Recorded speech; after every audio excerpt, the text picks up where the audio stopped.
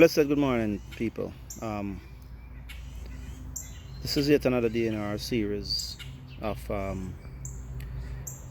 highlighting, what being a father means to me personally, and what it meant growing up as a child without a father. As stated earlier in my previous videos, we will be going through the word father, and that word father, we'll be looking at it from a perspective of fathers against threats, hatred, envy, and retaliation. Yesterday we went over the F for father. What does that mean to me as a child growing up fatherless and as a father now myself? Today we will look at the A. It's very fitting that today is Juneteenth, which on this day in 1865, the enslaved African people were freed in this United States of America.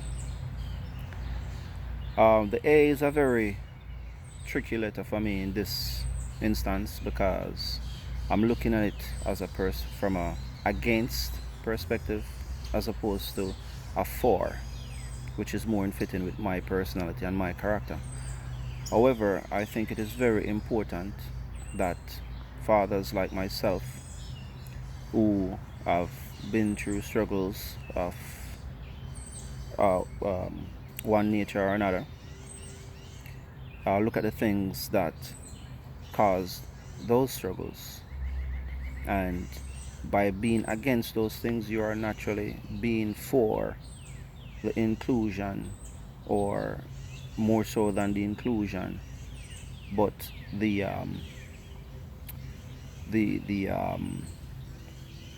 necessity of a father in the family and in the child's life. So some of those things range from within the family structure, without the family structure, up to and including the justice system.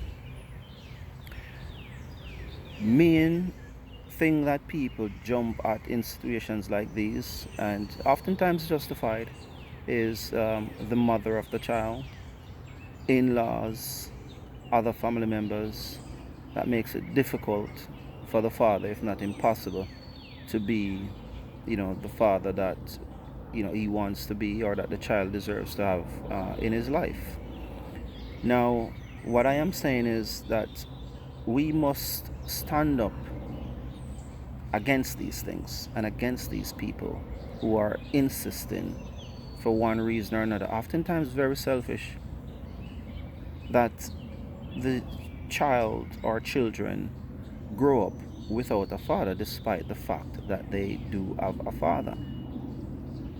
Every child in this earth was born of a man and a woman, a mother and a father, and every child deserves the love, care, conditioning of both his or her parents.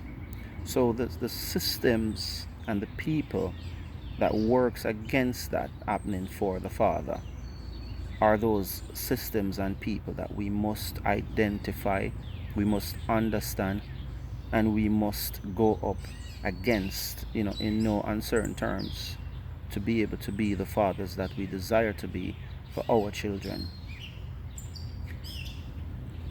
It's not an easy ride. It's not an easy road. I can speak from experience in that regard.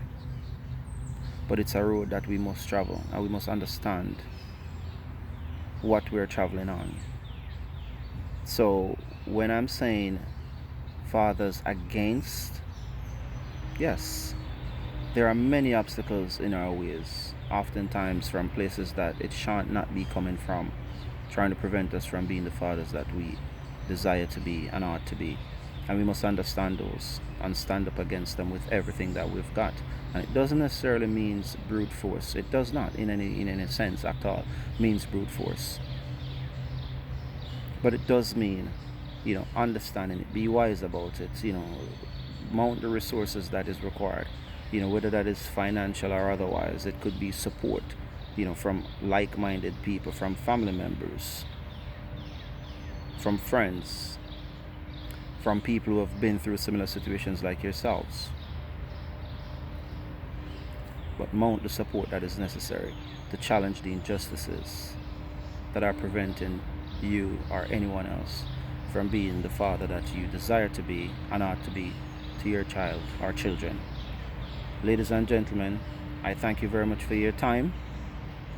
Tomorrow we will discuss the T in Father. Have a lovely day. Give thanks. Blessed love. Thank you, ladies and gentlemen, boys and girls. Be well.